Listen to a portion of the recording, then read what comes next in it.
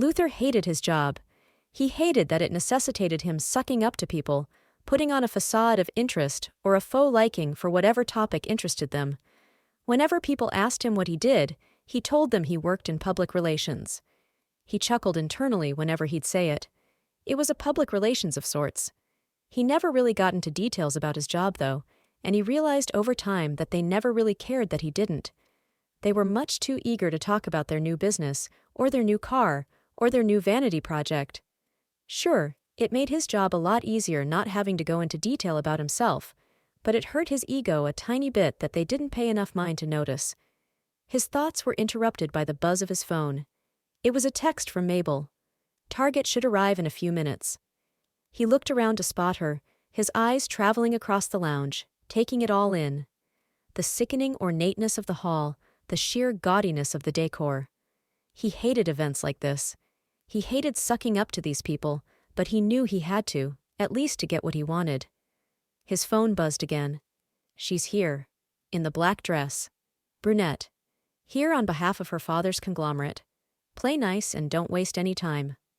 Good luck. He smiled. Mabel knew he had a thing for brunettes. She was well put together, with her brown hair tied up in a tight bun. Her dress was silk, pure silk he assumed, and clung ever so sweetly to the curves of her frame. I might actually enjoy this, he thought as he walked up to her. She was staring at one of the unsightly high art pieces on sale. He never got it, the abstractness and vagueness of high art.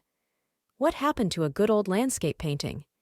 She looked pensive, earnestly scrutinizing the painting. He stood beside her and pretended to do the same while sipping from his glass of champagne. Beautiful, isn't it? He said, with all the sincerity and awe he could muster.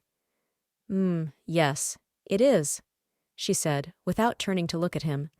He glanced at her. She had high-set cheekbones and soft brown eyes. He was staring.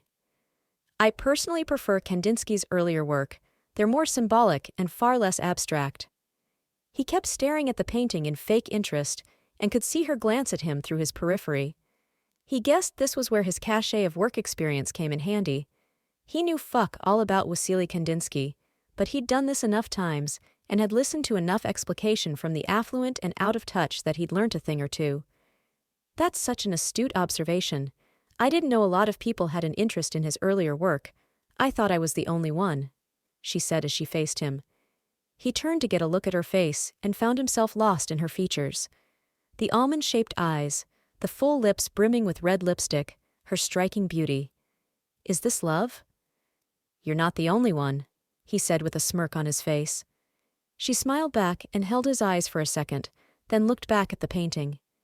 They continued to talk about other eras of abstract and impressionist art, then about their favorite cuisine, the Kardashians, and everything in between.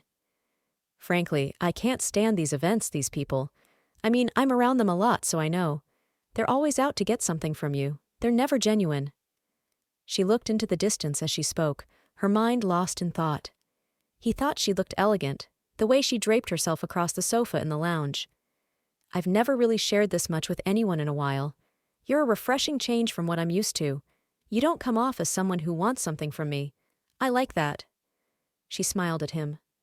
Oh, you don't know the half of it, he thought. He smiled back. The crowd began to thin out, and most of the lounge was deserted. She had acquired the painting and had it moved to her room, but decided to stay with him and chat. She liked him, he could tell. The way she laughed at his jokes, the subtle touches, the way she held his gaze. He was in. They're going to kick us out if we stay any longer, she said, giggling. Would you like to come over to my room for a nightcap? Room service provided this delicious bottle of Cabernet, and I can't possibly enjoy it by myself. I'd love to, he said. He checked his phone as they left the lounge. Mabel had sent a bunch of texts, something about keeping to time and focusing on the mission. He couldn't care less. He was with the girl of his dreams. They got to her room and spent some time talking over the red wine. She had loosened her bun and looked even more alluring with her lush hair cascading down in waves. He couldn't help but think how beautiful their children would be. A mix of his rustic yet charming looks and her soft and elegant features. The buzz of his phone snapped him out of it. Another text from Mabel. You have to move now, Luther. The Baron's guards have found the body. They're on to you. He looked up and saw the curious look on her face. He tried not to look disturbed. Why did it have to be her? Why did she have to be his daughter? What was the point of anything?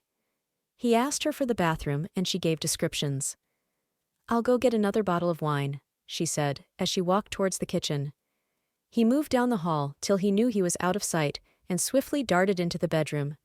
He began to search for the thumb drive. That was his primary mission. He was still searching when she entered the doorway. "What the fuck do you think you're doing?" He turned around and Riley said, "Looking for the bathroom." He had barely enough time to duck the shot from the revolver she held in her hands. He rushed her and tackled her to the ground, disarming her. "Where's the thumb drive?"